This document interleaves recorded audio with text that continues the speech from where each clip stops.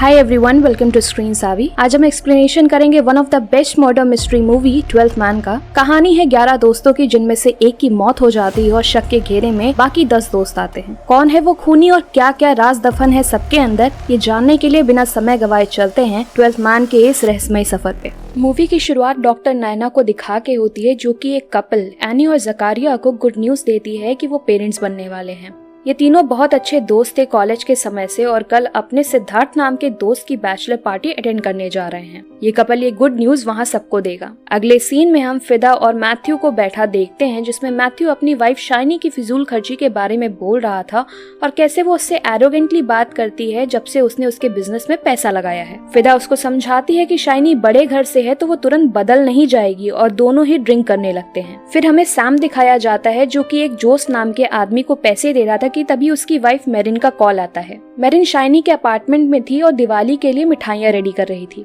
Shiny और उसके बीच में पैसों की इम्पोर्टेंस को लेकर एक छोटा सा डिस्कशन होता है। जितेश के पास उसकी वाइफ नैना कॉल करती है और एनी वाली गुड न्यूज बताती है, पर किसी और को बताने से मना करती है। जितेश सिद्धार्थ उर्फ सिद्धू को बुलाने जाता है साथ चलने के लिए, पर वो अपनी सोन टू बी वाइफ आरती से बात कर रहा था। जितेश सिद्धू को एनी के बारे में बता देता है और किसी को ना बताने को बोलता है, क्योंकि एनी और जकारिया कल ही पार्टी में सबको सरप्राइज देना चाहते हैं। सारे दोस्त दिवाली सेलिब्रेशन का हिस्सा बनते हैं, पर मैथ्यू और फिदा अभी भी वहाँ नहीं पहुँचे थे। सिद्धू शाइनी से मैथ्यू के बारे में पूछता है और वो बोलती है कि वो दोनों साथ में ही घूम रहे होंगे। सिद्धू शाइनी से शीश को लेकर के झगड़ा ना करने को बोलता है और शाइनी के बार बार पूछने पे थोड़ा प्रेशर में आके एनी की गुड न्यूज भी बता देता है, पर किसी को ना बताने को बोलता है। शाइनी ये बात मेरिन को बताती है और मेरिन तुरंत ही सैम को बताती है और बोलती है कि ऐसा प्रिटेंड करो जैसे तुम्हें कुछ पता ही नहीं है। उसके जाते ही सैम लड्डू फेंक देता है, क्योंकि वो उसे अच्छा नहीं लग रहा था। सिद्धू फिदा को कॉल करता है, पर तभी आतिशबाजी की वजह से उसे कुछ आवाज सुनाई नहीं देती। अगले दिन आरती सिद्धू का वेट करती है और उनकी बस आती है, जिसमें सब अच्छे से उसका वेलकम करते हैं। शाइनी मैथ्यू को फिदा को लेके कुछ बोलती है, जिसपे मैथ्यू बोलता है कि इस पूरे ग्रुप की फ्रेंडशिप बहुत गहरी है,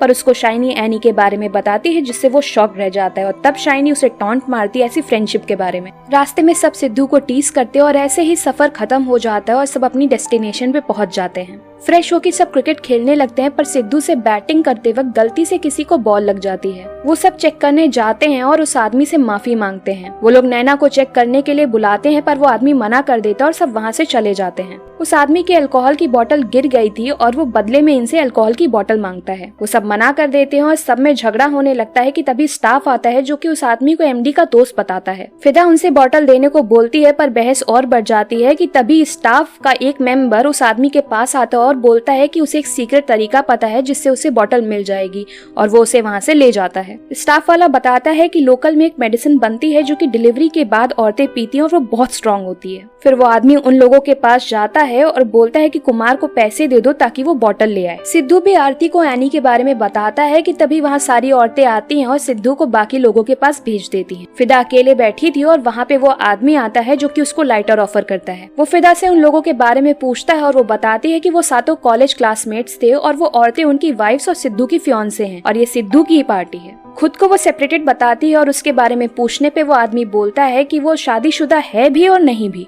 वो आदमी फिर बाकी औरतों के पास जाता है, जो कि आपस में बात कर रही थी, और अपना नाम चंद्रशेखर बताता है। वो बोलता है कि वो बुरा आदमी नहीं है और उन लोगों को कुमार जो ड्रिंक लाने वाला है उसको ऑफर करता है, पर वो लोग मना कर देती है और वो वहाँ से चला जाता है। यहाँ दूसरी तरफ कुमार बॉटल नहीं ला पाया, क्योंकि लोकल डॉक्टर को चिकन पॉक्स हुआ था, जिसपे उसका बॉस उस पर बहुत गुस्सा करता है और बोलता है कि अब चंद्रशेखर उन्हें परेशान कर देगा। उन लोगों के ग्रुप की पार्टी शुरू होती है और उधर चंद्रशेखर सबसे कुमार के बारे में पूछ रहा था। जब उसे पता चलता है कि बोतल नहीं आई, तब वो उन लोगों की आवाज सुनता है और वहाँ से चला जाता है। पार्टी में जकारिया और एनी के पेरेंट्स बनने की बात पे सब टोस्ट करते हैं। चंद्रशेखर वहाँ आता है और बोतल मांगता है, पर वो लोग उसे किसी तरह एक ग्लास दे करके वहाँ से भगाते हैं। जो सैम को कॉल करता है बोलता है कि वो मंडे की शाम को ही कैश के साथ लोकेशन पे पहुँच पाएगा, पर सैम बोलता है कि ऐसा हुआ तो वो सब जेल जाएंगे, इसलिए मंडे की सुबह किसी भी हालत में पहुँचो। वो जैसे ही जाके बैठता है, फिर से एक कॉल आता है, जो कि सुरेश नाम के आदमी का था और वो बहुत डरा हुआ था कि अगर वो पकड़े गए तो उनकी जिंदगी खत्म। सैम सुरेश से ना डरने को बोलता है और वो कॉल करेगा ऐसा बोल के वापस पार्टी में चला जाता है। सब उससे पूछते हैं कि कौन सा बैंक का काम था, वो उन्हें भी बताए, पर तभी फिदा बोलती है कि सबकी लाइफ में सीक्रेट्स होते हैं जिस पे सबका जवाब अलग होता है,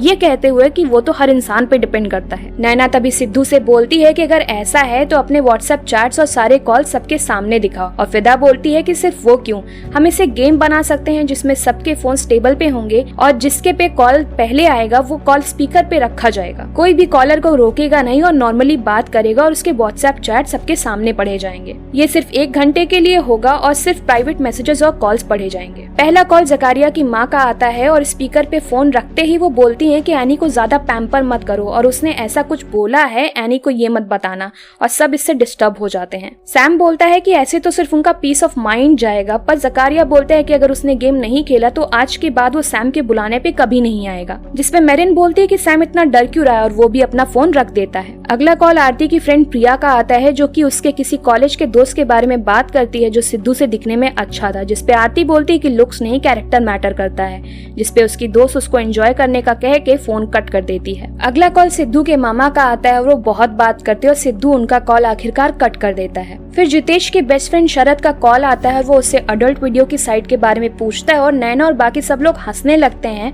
और ये बोलते हैं कि इसमें गलत क्या है, तो सब देखते हैं। उसके बाद मैथ्यू के पे मैसेज आता है और ऑडियो मैसेज में एक आदमी उससे अपने 25 लाख रुपए वापस मांग रहा था और ये भी कह रहा था कि तुम तो कंगाल हो गए हो, तो जल्दी से जल्दी मेरा पैसा लौटाओ। ये सुन के सब शॉक्ड रह जाते हैं। वो लोग मूड हल्का करने के लिए जा ही रहे थे कि तभी सिद्धू के दोस्त सजीश का कॉल आता है जो कि एक एमआर था और वो सिद्धू से पूछता है कि वो कहाँ है। सिद्धू बताता है कि वो कॉलेज के दोस्तों के साथ है कि तभी उसका दोस्त बोलता है कि इसमें वो लड़की भी थी जिसकी प्रेगनेंसी खत्म करने के लिए उसने टैबलेट दिया था। ये सुन के सब शॉक रह जाते हैं। उसके दोस्त उससे पूछते हैं कि तुम्हारा किसके साथ अफेयर था। सिद्धू आरती के पीछे जाता है और बाकी बचे लोग बस खुद को शांत करने की कोशिश करते हैं और शाइनी बोलती है कि हमें सच तो बुलवाना पड़ेगा और सारी औरतें वहां से चली जाती हैं। सबके जाने के बाद सैम अपने फोन को फ्लाइट मोड से हटाता है और वहां पे आंधी आने लगती है। कपल्स के बीच में इसके बाद थोड़ी टेंशन दिखाई जाती है, पर सच कहीं न कहीं सब जानना चाहते थे। सब अपने अपने गेस लगा रहे थे। कुछ देर बाद सैम को मैसेज आता है जोस की तरफ से कि काम टाइम से हो जाएगा। बाहर बहुत तेज बारिश हो रही थी कि तभी एक आदमी बॉस के पास आता है और बोलता है कि व्यू पॉइंट से कोई नीचे पत्थर पे गिर गया और चेक करने पे वो लड़की शाइनी निकलती है। पुलिस वहाँ आती है और ग्रुप के सारे लोग भी वहाँ पास में ही खड़े थे। पुलिस वाला उन सबको वापस भेज देता है और जिस आदमी ने सबसे पहले बॉडी देखी थी उससे कुछ सवाल पूछता है। पुलिस को पता चलता है वहाँ एक और गेस्ट है और उन लोगों का ग्रुप चंद्रशेखर के बारे में उल्टा सीधा बोलता है, इसलिए पुलिस वाला चंद्रशेखर से मिलने जाता है। बहुत बार दरवाजा खटखटाने पे चंद्रशेखर बाहर आता है और उसके बाहर आते ही पुलिस वाला उसे सर बोल के ग्रीट करता है। यहाँ पे हमें पता चलता है कि चंद्रशेखर भी एक पुलिस वाला है। ऑफिसर विपिन चंद्रशेखर को केस के बारे में बताते हैं और यहाँ हमें पता चलता है कि चंद्रशेखर को मीडिया पर्सन को पीटने पे सस्पेंड कर दिया गया था, जिसके जवाब में वो बोलता है कि दोनों ही ड्रंक थे और बताता है कि वो अब ड्रिंक करना छोड़ रहा है क्योंकि 2 ही दिन में वो क्राइम ब्रांच ज्वाइन करने वाला है। शाइनी की बॉडी को वहाँ से ले जाया जा रहा था और सारे दोस्त बहुत दुखी थे। मैथ्यू बहुत रोता है जिसे बाकी सब संभालते हैं। ग्रुप के सभी लोग चंद्रशेखर से माफी मांग के रिक्वेस्ट करते हैं कि वो प्रोसीजर्स को थोड़ा जल्दी करवा पाए क्योंकि उन सबको कुछ न कुछ काम पड़ा था। चंद्रशेखर विपिन से बात करता है और विपिन सबसे बोलता है कि तुम सबसे अभी सर बात करेंगे और जो भी तुम लोग को पता है तुम लोग वो सब बता दो। अगर सर को कुछ कंक्लूजन मिलता है तो सारी फॉर्मेलिटीज वो कल ही कंप्लीट कर देंगे। चंद्रशेखर उन सबसे पूछताछ करता है पर उनमें से कोई भी गेम के बारे में बात नहीं करता और सब चंद्रशेखर के जाने के बाद आपस में डिसाइड करते हैं कि गेम के बारे में और उसके बाद हुई प्रॉब्लम्स के बारे में कोई बात नहीं करेगा। सीसीटीवी चेक करते वक्त चंद्रशेखर आरती को रोते हुए अपने रूम में जाते हुए देखता है और उसे सच बोलने को कहता है। वो उस पर प्रेशर डालता है और वो बता देती है कि डिनर के समय सब गेम खेल रहे थे। उन सब के रूम चेक किए जाते और चंद्रशेखर को शाइनी के बैग में कुछ मेडिसिन मिलती हैं। सर्च के बाद सब चंद्रशेखर के कहने पे एक साथ एक रूम में बैठते हैं। चंद्रशेखर बोलता है कि हम वो गेम खत्म करेंगे जिसपे सब मना कर देते हैं, पर चंद्रशेखर के प्रेशर डालने पे वो सब अपने फोन टेबल पे रख देते हैं। वो सबको फोन अनलॉक रखने को बोलता है और कहता है कि कोई भी कॉल आएगा तो वो उन्हें बताएगा कि क्या बोलना है और अगर कॉल नहीं आता तो वो लोग खुद कॉल कर लेंगे। वो गेम के 2 रूल्स को बदलता है कि इस बार कोई टाइम लिमिट नहीं और वो एक रेफरी की तरह काम करेगा जो इस गेम को कंट्रोल करेगा। चंद्रशेखर के पे डीवाईएसपी श्री कुमार का कॉल आता है। वो पूछता है कि क्या वहाँ वाला केस मर्डर है, जिसपे चंद्रशेखर बोलता है कि उसे नहीं पता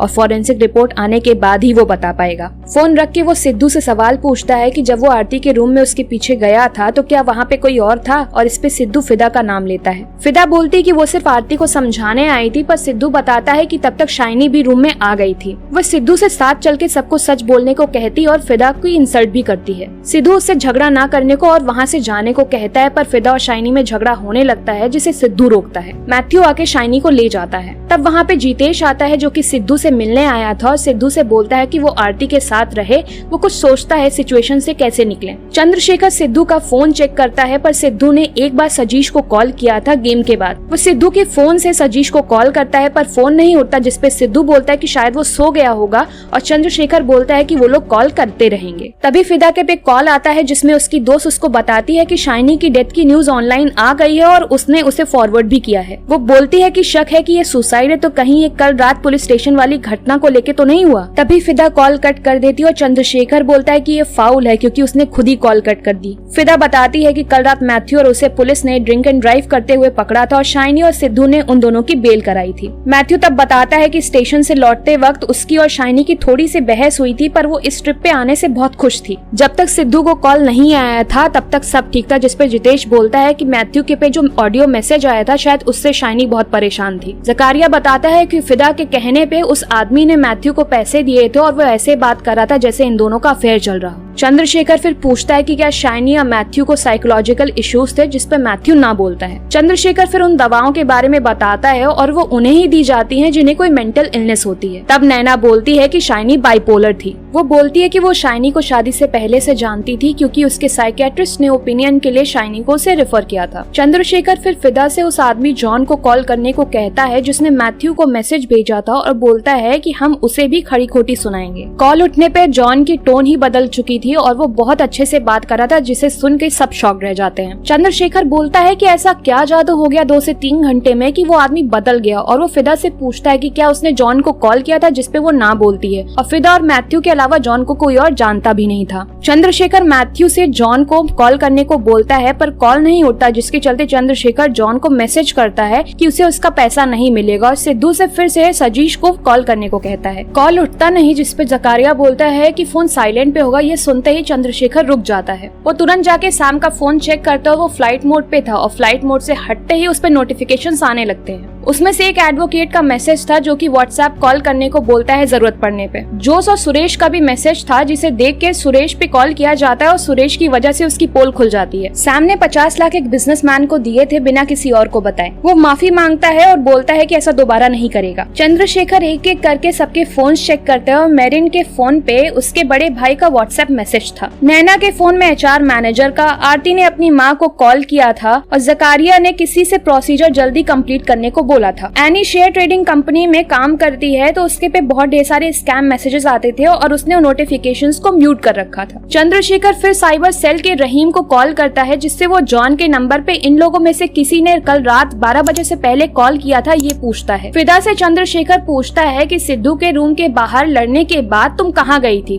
तो वो पूल के पास अकेली बैठी थी, पर उसकी बात पे उसका कोई भी दोस्त हाथ नहीं उठाता, मतलब उसकी बात पे कोई विश्वास नहीं करता। चंद्रशेखर बिज्जू से पूल साइड की CCTV फुटेज चेक करने को बोलता है कि तभी मैथ्यू पे जॉन का मैसेज आता है जिसने सिर्फ एक एंग्री इमोजी भेजा था। चंद्रशेखर समझ जाता है कि कुछ तो गड़बड़ है। पूछताछ करने पे मैथ्यू उसे अपने और शाइनी के बीच में हुए जॉन वाले पैसे को लेके हुई बहस के बारे में बताता है, पर उसमें कुछ ऐसा बड़ा नहीं हुआ था। शाइनी ने उसके बाद सबको कॉल किया था कि सिद्धू को सच बताना ही होगा, जिससे चंद्रशेखर ये समझ पाता है कि शाइनी के स्वभाव की वजह से इन लोगों में आपस में बहुत झगड़ा होता होगा। तब जकारिया बताता है कि शाइनी ने उनसे पैसे मांगे थे पर लौटाने से मना कर दिया था, पर इस बार पैसे उन लोगों ने एनी के कलीग से लिए थे, जिसके बाद उसका और शाइनी का बहुत बड़ा झगड़ा हुआ था। एनी बोलती है कि इसके लिए शाइनी काफी बार माफी मांग चुकी है। मैथ्यू बताता है कि डॉक्टर ने बोला था कि पैसा ऐसे खर्च करना शाइनी की बीमारी का एक हिस्सा था, जिस पे चंद्रशेखर शाइनी की डॉक्टर से बात करने को बोलता है। डॉक्टर से बात करने पे चंद्रशेखर को शाइनी की बीमारी के बारे में पता चलता है, जिसमें उसे एपिसोड्स होते थे जिसमें वो बहुत गुस्सा करती थी और गलतियां करती थी और बाद में पछताती थी। उन एपिसोड्स में या तो वो बहुत ही ज्यादा यूफोरिक हो जाती थी या फिर बहुत डिप्रेशन में चली जाती थी, और डिप्रेशन वाले एपिसोड में वो खुद को खत्म करने का भी सोच सकती है। शाइनी की बॉडी के पास एक लिकर बॉटल मिली थी जो कि इनमें से किसी की थी, जिसपे जितेश बोलता है कि ये ब्रांड मैथ्यू रेगुलरली पीता है। मैथ्यू बताता है कि वो पूल साइड पहुंचा था तब बारिश फिर से होने लगी थी, और जब वो हट पहुंचा तब जकारिया और सैम वहाँ नहीं थे। तभी उसे फिदा की आवाज सुनाई देती और उसने ही बॉटल फेंक दी थी और दोनों वहाँ से चले गए थे। पर फिदा और मैथ्यू की बात को कोई सच नहीं मानता। मैथ्यू बोलता है कि शाइनी का सिद्धू से झगड़ा हुआ था और उसने इसका झूठ पकड़ लिया होगा, तभी ऐसा हुआ। दूसरा सवाल होता है कि सिद्धू का अफेयर जिस औरत के साथ था वो इस ग्रुप के बाहर की थी, ऐसा किसको लगता है। इस पे मैथ्यू, फिदा और नैना को छोड़ के सब हाथ उठाते हैं। नैना बोलती है कि जितेश और उसका रिलेशनशिप बहुत ट्रांसपेरेंट है, तो वो पक्का ऐसी औरत होगी जो मेरे सामने नहीं आ सकती। इस पे मेरिन और एनी उस पे गुस्सा करती हैं कि वो बार बार उन पे उंगली क्यों उठा रही है। नैना सफाई देती है पर वो लोग उसकी एक नहीं सुनती। एनी बोलती है कि ये सब उसकी वजह से ही तो हो रहा है, अगर वो कुछ ना बोलती तो ऐसा कुछ ना हुआ होता। नैना बोलती है कि वो भी बस सच जानना चाहती है और वो किसी को इंसल्ट नहीं कर रही है। चंद्रशेखर बोलता है कि ये भी तो हो सकता है कि वो औरत शाइनी ही हो, पर मैथ्यू बोलता है कि वो ऐसी नहीं थी, जिसपे मेरिन गुस्सा होती है और ये कहती है कि नैना और फिदा पे तो तुम्हें शक नहीं है और शाइनी ऐसी थी नहीं तो सिर्फ एनी और वही तो बचे। तभी रहीम का कॉल आता है जो बताता है कि शाइनी के फोन से 4 कॉल्स हुए हैं और एक कॉल जॉन को 8:45 पे किया गया था और जॉन ने उसे पलट के 2 बार कॉल किया है। चंद्रशेखर मैथ्यू के फोन से जॉन को मैसेज करता है ये बोलते हुए कि शाइनी ने जो बोला है उसको लेके डिटेल में बात करनी है तो कॉल मी बैक। सिद्धू फिर से अपने दोस्त सजीश को कॉल करता है और कॉल इस बार उठ जाती है। उसका दोस्त बोलता है कि तुम दूसरे का किया अपने सर क्यों ले रहे हो, सीधे बोल दो जितेश के लिए लिया था, और वो खुद भुगते। और ये सुन के सब शॉक रह जाते हैं। जितेश बोलता है कि वो झूठ बोल रहा है, पर चंद्रशेखर उसे शांत करा के आरती से सवाल पूछता है कि तभी जॉन का वॉइस मैसेज आ जाता है। जॉन बोलता है कि उसे पता है कि मैथ्यू को उसके और शाइनी के डील के बारे में कुछ नहीं पता और वो ये सब सिर्फ उसको जानने के लिए कर रहा है। चंद्रशेखर फिदा से शाइनी की ऑनलाइन डेथ वाली न्यूज जॉन को फॉरवर्ड करने को बोलता है ताकि वो खुद से उन्हें बताए कि वो डील क्या थी। चंद्रशेखर फिर आरती से सवाल पूछता है कि क्या ये जितेश वाली बात सिद्धू ने रूम में बताई थी, और आरती बताती है कि उसने सिद्धू से बोला था कि वो तभी उसकी बात पे भरोसा करेगी जब वो औरत को जितेश के साथ उसके सामने आएगी। चंद्रशेखर बोलता है सिद्धू से कि तुम पहले तो कुछ और बोल रहे थे। तब सिद्धू सच बताता है कि उसने आरती की बोली हुई बात जितेश को बताई थी और उसने थोड़ा समय भी मांगा था, पर जितेश बोलता है कि ये सब झूठ बोल रहे हैं। ये बात सामने आती है तो आरती भी बोलती है कि सब सच है और नैना भी अब जितेश का साथ नहीं देती। ये सुन के सैम और जकारिया भी अपनी बीवी पे शक करने लगते हैं। जितेश तब बताता है कि वो असल में शाइनी थी और वो ऐसे गुस्से में इसलिए एक्ट कर रही थी ताकि सबको ऐसा लगे वो सच जानना चाहती और कोई उस पर शक ना करे। और वो ये भी बोलती है कि अगर किसी को कुछ भी पता चला तो वो खुद को मार लेगी। चंद्रशेखर सबसे पूछता है कि किसको ऐसा लगता है कि जितेश झूठ बोल रहा है, पर सिर्फ मैथ्यू अपना हाथ उठाता है और ये देख के कि सब शाइनी के बारे में ऐसा सोचते हैं वो रोने लगता है और ऐसी दोस्ती को कोसने लगता है। तब नैना बोलती है कि जितेश झूठ बोल रहा है और बताती है कि शाइनी कभी कंसीव कर ही नहीं सकती थी। वो बताती है कि शाइनी की फाइल अभी भी उसके कंप्यूटर में है और शाइनी को अपने बारे में पता था, इसलिए वो इस चीज को एक्सपोज करना चाहती थी। तभी फिदा के पे जॉन का कॉल आता है और फिदा उसे बताती कि शाइनी ने खुद की जान ले ली और बोलती है कि कॉल रिकॉर्ड में आखिरी कॉल तुम्हारा था, ये बात पुलिस को पता चल गई है। तब जॉन बताता है कि 25 लाख में से शाइनी ने उसे 10 लाख रुपए ट्रांसफर कर दिए थे। चंद्रशेखर तब जितेश से पूछता है कि तुम्हारी शाइनी से क्या डील हुई थी और तुमने उसे क्यों मारा। वो बहाना बनाता है कि उसने सिर्फ शाइनी को लोन दिया था उसकी मदद करने के लिए। तब नैना बोलती कि जब तुम्हारी खुद की बहन ने तुमसे 1 लाख रुपए मांगे थे तब तुमने नहीं दिए और यहाँ तुम मदद करने की बात कर रहे हो। जितेश से उसकी बैंक डिटेल्स निकलवाई जाती हैं जिसमें उसने शाइनी को 5 लाख रुपए दिए थे। बाकी 5 लाख कहाँ से आए ये सोचते हुए चंद्रशेखर को याद आता है कि मेरिन के भाई ने उसे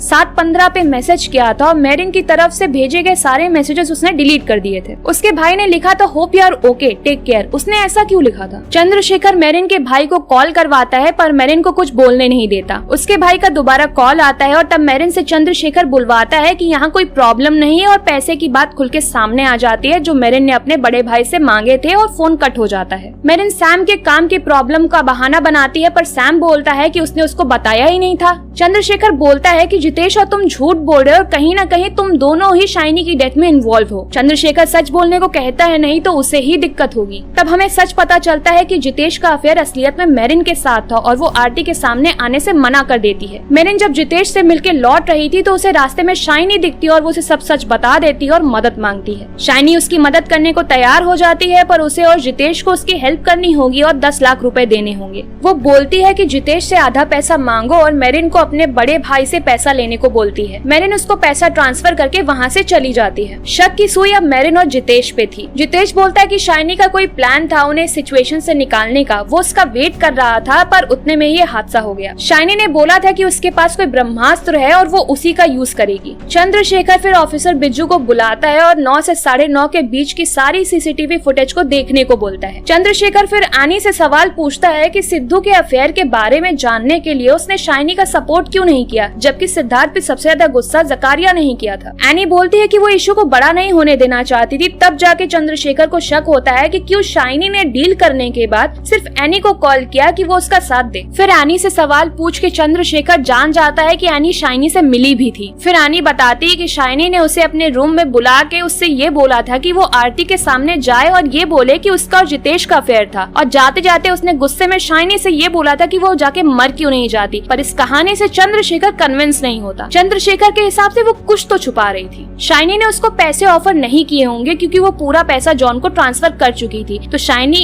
एनी का या फिर इस ग्रुप में किसी का सीक्रेट जानती थी। इसका मतलब वो एनी से मदद नहीं मांग रही थी, बल्कि एनी ही उसका ब्रह्मास्त्र थी। नैना और जकारिया चंद्रशेखर को एनी को टॉर्चर करने से रोकते हैं, पर चंद्रशेखर सबको चुप करा के बैठा देता है। तब बिज्जू आके बताता है कि सीसीटीवी फुटेज में कुछ भी गड़बड़ नहीं दिखी और शाइनी का फोन भी मिल गया है, जिसे चंद्रशेखर डिटेल में चेक करने को बोलता है। जकारिया फिर बताता है कि उसने एनी से बोला था कि वो पुलिस को ना बताए उसके और शाइनी के मिलने की बात। उसने एनी की बात सुनी और उसको बहुत सुनाया कि शाइनी बुरी है और उससे दूर रहे। फिर वो रूम के बाहर चला जाता है। पर इस बार चंद्रशेखर एक चीज पकड़ लेता है कि पहले जकारिया ने बोला था कि उसने एनी के कलीग हर्षन का पैसा अभी नहीं लौटाया, पर अब वो बोल रहा है कि उसने लौटा दिया, इसलिए वो एनी के फोन से हर्षन को कॉल करता है। चंद्रशेखर एनी से बोलने को बोलता है कि तुम में और जकारिया के बीच में हर्षन के पैसे को लेके झगड़ा हो रहा है, और एनी ऐसा बोलने के लिए रेडी हो जाती है। कॉल उठते ही वो हर्षन से बोलती है कि एक बड़ी प्रॉब्लम हो गई है, कि तभी चंद्रशेखर एनी को कुछ आगे नहीं बोलने देता, और तभी हर्षन बोलता है कि वो बस तुम्हें ब्लैकमेल कर रही है और उसने वीडियो शूट नहीं किया है और वो परेशान ना हो। चंद्रशेखर तब फोन उठाता है और अपना नाम बताता है और हर्षन तुरंत ही कॉल कट कर देता है। एनी रोने लगती है पर बोलती है कि उसने शाइनी को नहीं मारा। वो बताती है कि उसका और हर्षन का अफेयर चल रहा था और एक दिन शाइनी ने अपनी बालकनी से उन दोनों को साथ में देख लिया था। ये सारी चीज शाइनी ने अपने फोन में रिकॉर्ड कर लिया था और उसे उसी के लिए ब्लैकमेल करती थी। हर्षन से पैसा लेने की वजह से जकारिया गुस्सा रहता था और एक दिन शाइनी उसके घर आती है और वीडियो डिलीट कर दिया है और उसके सारे पैसे वापस कर देगी ऐसा बोलती है और माफी मांगती है। शाइनी एनी से जितेश के साथ अफेयर वाली बात आरती के सामने मानने को कहती है, पर एनी नहीं मानती। शाइनी एनी को धमकी देती है कि अगर वो ऐसा नहीं करती है तो वो उसके बारे में सबको बता देगी, जिससे एनी इतना फ्रस्ट्रेट हो जाती है कि वो शाइनी को अकेला छोड़ करके खुद जकारिया को सब सच बताने चली जाती है। वो बोलती है कि जब वो रूम में गई तो जकारिया वहाँ नहीं था, पर जब वो आ गया था तब उसकी हिम्मत नहीं हुई उसे कुछ भी बताने की। तब बिज्जू आके चंद्रशेखर को कुछ बताता है, जिसके बाद थोड़ी देर तक चंद्रशेखर सबको देख के कुछ सोच रहा था। वो एनी से पूछता है कि वो व्यू पॉइंट कितने बजे पहुंची, तो वो 9:30 बोलती है। वो सबके फोन्स लेता है और सबसे एक एक करके पूछता है कि वो सब कहाँ थे, और फिदा बताती है कि वो किसी अनऑक्यूपाइड कॉटेज के पास स्मोक कर रही थी। तभी एक मैसेज आता है और वो पलट के सैम से पूछता है कि उसने शाइनी को क्यों मारा, और सब शॉक रह जाते हैं। वो मेरिन का फोन मांगता है और मेरिन से शाइनी के अकाउंट में 1000 रुपए ट्रांसफर करने को बोलता है। वो सैम से पूछता है कि शाइनी के डेथ के टाइम पे वो कहाँ था, जिसपे मेरिन बोलती है कि वो उसके साथ ही था। चंद्रशेखर बोलता है कि वो 9:12 पे हट से निकला और 9:30 पे अपने रूम में पहुंचा, तो वो उस 18 मिनट में क्या कर रहा था। और तभी सैम के फोन पे नोटिफिकेशन आता है जब मेरिन ने अपने अकाउंट से पैसे ट्रांसफर किए। सैम ने बिना मेरिन को बताए उसके अकाउंट को ज्वाइंट अकाउंट में बदल दिया था और शाइनी को जब पैसा ट्रांसफर किया गया होगा तब उसे भी पता चल गया था। चंद्रशेखर फिर पूछता है कि एडवोकेट जयप्रकाश कौन है, तो मेरिन बताती है कि वो सैम का क्लोज फ्रेंड है और एक क्रिमिनल लॉयर भी है। चंद्रशेखर सैम के फोन से सैम बन के उस लॉयर से बात कर रहा था और सैम की सच्चाई सबके सामने आ जाती है। चंद्रशेखर सैम से खुद सब सच बोलने को बोलता है और सैम सच बोलने के लिए तैयार हो जाता है। जब मेरिन ने शाइनी को पैसा ट्रांसफर किया तो उसे नोटिफिकेशन आई, जिसे देख के वो बिल्कुल शॉक्ड हो गया था। इससे पहले भी मेरिन से शाइनी ने पैसे बोरो किए थे, पर पहली बार इतना बड़ा अमाउंट ट्रांसफर हुआ है, लेकिन मेरिन ने उससे पूछा भी नहीं। वो शाइनी से व्यू पॉइंट पे मिलता है और पूछता है कि क्यों मेरिन ने उसे पैसे दिए। शाइनी मेरिन से जाके पूछने को कहती है, पर सैम बोलता है कि वजह जो भी हो वो पैसे तुरंत वापस करे। सैम शाइनी पे गुस्सा करके बोलता है कि तुमने उसे बेवकूफ बना के इससे पहले भी काफी पैसा लिया है, पर 5 लाख बहुत बड़ा अमाउंट है। शाइनी गुस्सा होके बोलती है कि ये मेरिन का अफेयर छुपाने के लिए है। गुस्से में सैम उसका गला दबा देता है और शाइनी बोलती है कि तुम पैसा बनाने में ध्यान लगाते हो और वो अफेयर करती है, जिसपे गुस्सा होकर सैम उसे धक्का दे देता है और शाइनी नीचे गिर जाती है। चंद्रशेखर बोलता है कि तुम शुरुआत से डरे हुए थे, पर उसे लगा कि वो बैंक फ्रॉड की वजह से होगा। उसका काम यहीं खत्म होता है और अब आगे का डिसीजन कोर्ट लेगा। सबके चेहरे पे सिर्फ दुख ही दिख रहा था और ये बिल्कुल अपोजिट था जब वो यहाँ पे आए थे। और यहीं पे मूवी खत्म हो जाती है। पर एक और कहानी है